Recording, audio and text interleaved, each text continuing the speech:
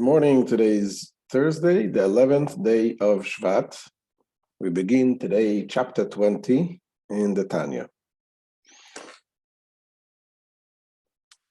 Yesterday we had a big long shir. This was Yud Shevat. Seems like the previous Rebbe, when he divided the Tanya, he knew that Yud Shevat is going to be a special day. So he gave us the whole chapter, or 19, that we learned yesterday, the whole chapter. And this chapter 19, the Rebbe explained how there is the hidden love that every Jew has to Hashem. And because of that hidden love, it makes it easy to serve Hashem with love and fear of God. And that he explained in chapter 18 and 19. In other words, there is the long way of serving Hashem, developing feelings of love and fear of Hashem, is the meditation, contemplation of God's greatness. That's not so easy. But the easier way is knowing the fact that you have God in you. And this is something that comes from above. It's not something that you have to achieve. It's something that is given to you, given to each and every Jew. That godly spark in us. And this explains the fact that when it comes to the case of denying God, when a Jew feels that doing something will separate him or her from Hashem, there's no way he's going to do it. He's not going to do it, even if it means that he has to give his life up, because he just can't do it. You have this godliness in you, and this is what he called. This is the Korev Ma'od. This is very near to you to serve Hashem, knowing the fact that you have this hidden love in you. However, there is a problem with this. What's the problem? Yes, we understand. It explained why a Jew will never disconnect himself from God, meaning he's never going to go and worship any idols or something that denying God. But when we're talking about that this is very near to you, we're not only talking about worshiping idols, we're talking about every single mitzvah. That every mitzvah, every commandment, that a Jew will never disconnect himself. A Jew will never, it's very near for us to develop the feeling of love and doing the right things. How is this, knowing that we have this neshama, this hidden love, how is this going to help us in all of our other mitzvahs? I can understand how it's going to help. It helps stops a person from worshiping idols. That I can understand. But not every mitzvah is worshiping idols. Not every sin is worshiping idols. So this is what Alter Rebbe begins to explain in this chapter 20. And he's going to explain that in essence, every mitzvah is connecting us to Hashem, and every prohibition disconnects us from Hashem. So when a person thinks about this, thinks about the consequence of doing a mitzvah, or God forbid the opposite, that will help him to make the right decision. So let's look at inside. Chapter 20 in the Tanya.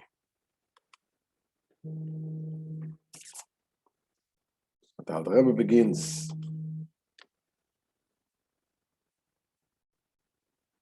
V'hinei, moida zois lakoil, kemitzvas ve'azoras aveda zara, Sheheim Shnei Dibros Harishonim Anochi V'lo Yilecha Em Klalus Kol HaTorah Kula.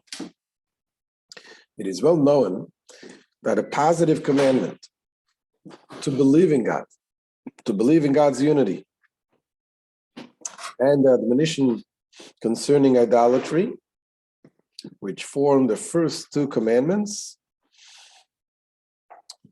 The first two commandments that God gave us, Anochi Hashem Elokecha, I am God, you shall not have no other gods. These first two commandments, they comprise the entire Torah, Ki dibur anochi koilel kol ramach mitzvos aseh, v'lo yilecha koilel kol shasa mitzvos lo yisaseh. Says the commandment, I am God, contains all 248 positive commandments, and the commandments you shall have no other gods. This contains all the 365 prohibitive commandments. So, what does that mean? I mean, when Hashem gave us the Torah, the Jewish people came to the Mount Sinai. We know the story. That they all came. Everyone was there. Men, women, and children. Not only them, even the future generations. And the Gemara tells us the word Torah, the Torah, there's a numerical value of 611. How many commandments do we have? We have 613. So the word, there's a verse, it says, Torah tziva lanu Moshe, Moses commanded us the Torah. It says the Gemara that the Torah, the 611 commandments was commanded by Moses, and 2 were commanded directly by God. What are the 2? The first 2 of the 10 commandments, the Jewish people heard directly from God. Everyone heard it. And as the Gemara says that they heard the first commandment, I am your God, and they could not contain this godly energy that was revealed upon them, and the body couldn't contain it, and they passed out. And Hashem revived them, and he gave them the second commandment, you shall have no other God. And again they passed out, and Hashem revived them again. And this is when they said to Moshe Rabbeinu, they said to Moses, we can't have it. We're going to die. We're all going to die if we continue to hear Hashem speaking to us. Why don't you listen to Hashem, and we will hear from you? So the rest of the 8 commandments, as well as all the other 611 commandments from the Torah, all of this they heard from Moshe Rabbeinu. And the question is, why was it so important that they should hear these first 2 commandments? And the answer is because these first two commandments, they contain the entire Torah. The commandments, Anochi Hashem Elokecha, I am your God, contains all of the positive commandments. And the commandment, thou shalt not have no other gods, this contains all of the negative commandments. But the question is, how does it contain? I can understand the first part. As the Medrash says, just like a king that wanted to give commandments, the people told him, we want to hear commandments, what do you want from us? And he said to them, first accept me as a king, then I can give you the commandments. So we can understand that accepting God as a king is the foundation, is the source of all of the positive commandments. And when we accept Hashem as our king, we follow the commandments. But we don't, how does all the other negative commandments related to not worshiping idols? There's so many details, so many mitzvahs, so many commandments. Don't do this, don't do that, don't eat this, Shabbos, don't do this. How is that? Why is the simple prohibitive commandments considered idolatry? Why is not having another God the root and the source of these commandments? So this is what the Alter Rebbe is going to explain. He's going to explain that when we're talking about idolatry, denying God, say Shema Yisrael, Hashem Elokeinu, Hashem Echad. God is one. And when you go deeper into the understanding, what does it mean that God is one? That really everything is God. Nothing exists outside of God. So therefore, this is what you're going to explain the next two chapters, chapter 20 and 21, which are very fundamental chapters. It's going to explain that when you're any mitzvah, anything that a person does, and he considers something which is against the will of Hashem, that's already considered like idolatry, and he's going to explain in detail why it is so. Says the Alter Rebbe. ולכן שמענו אנוכי ולא יהיה לך לבד מפי הגבורה. This is why we heard only these two commandments. I am your God, לא יהיה לך, and you shall not have any other gods. Only this we hear directly from God. Well, the other 8 commandments were transmitted by Moses. As our sages have said, that is because they are the sum total of the entire Torah. So it's a nice statement, but what exactly does it mean? As we just asked the question, how is it that doing the negative commandments considered like idolatry? Says the Alter Rebbe Levayer, inyan zeh, in order to elucidate this matter clearly, Levayer heitev inyan zeh, explain it very well. Tzarich lehazkir tchila b'ktzara inyan u'maus achdusoi shel HaKadosh Baruch Hu. We must first briefly speak, he says lehazkir, to mention, to remind, in short, briefly, the concept, the idea, and the essence of God, of the unity of God. This is here in these 2 chapters. Alter Rebbe is going to explain it briefly.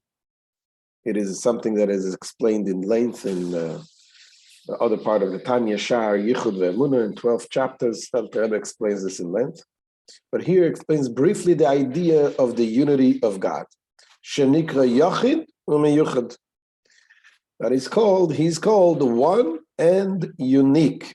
When we're saying Echad, that Hashem is one, what does it mean, Echad? It means unique, and he's going to explain what that means.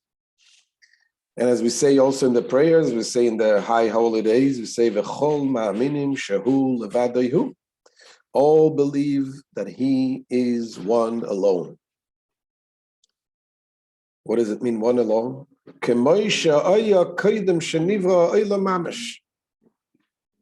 That he's alone after the creation, exactly as he was before the world was created, when he was obviously alone. So just like before the world was created, Hashem was alone, Hashem is alone now as well. And this is something we say every morning by davening. Amrim,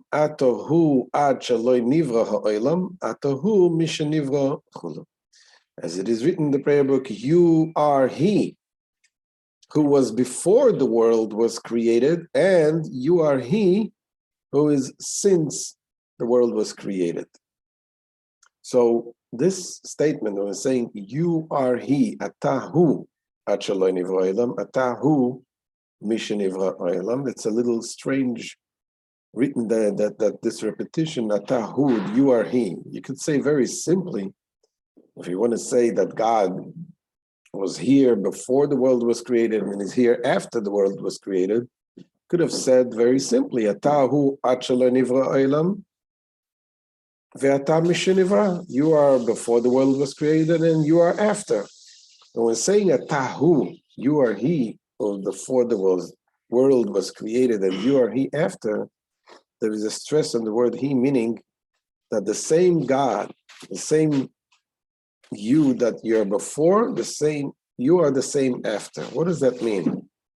So he says, Pirush hu mamash beli shum shinui. This emphasis provided by the repeated phrase, you are he, means that you're exactly the same. What does it mean? It means that the world did not cause any change in God. And if you think about it, this is something which is very beyond understanding, because we're saying some people change. Every person changes. Everything in the world changes. Every creature changes. A person, when you live another moment, you change. You gain knowledge, it changes you. Before you were without this knowledge, now you're with this knowledge. So anything, whatever happens, affects a change in people, affects a change in creatures. It was here before, now it's after. Time affects change in people. But in God, nothing affects any changes. And that is something which is really very difficult to understand. How could you say that you have the same God that was before the world was created, and now you have a world, God created a world, and he's still alone. He's still without any changes. That is something that is very difficult to understand.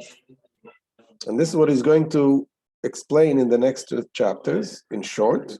And as I said, it is explained more in detail in Shah Yichud Ve'emunah. It says the Alter Rebbe, Ki ha'olam hazeh, kedechsiv ani Hashem lo yishanisi, as it is written, I, the Lord, have not changed. Ki ha'olam hazeh v'chein kol ha'olam ha'elyonim einam poyanim shum shinui b'achdus yisborach ve'yiborah ma'ayin liyesh. Because this world, and likewise the supernal world, they do not affect any change in the unity by their having been created out of state of nothingness. Because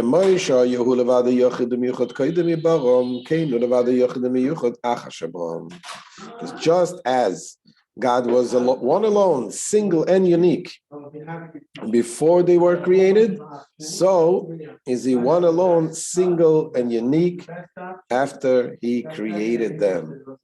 And why is that?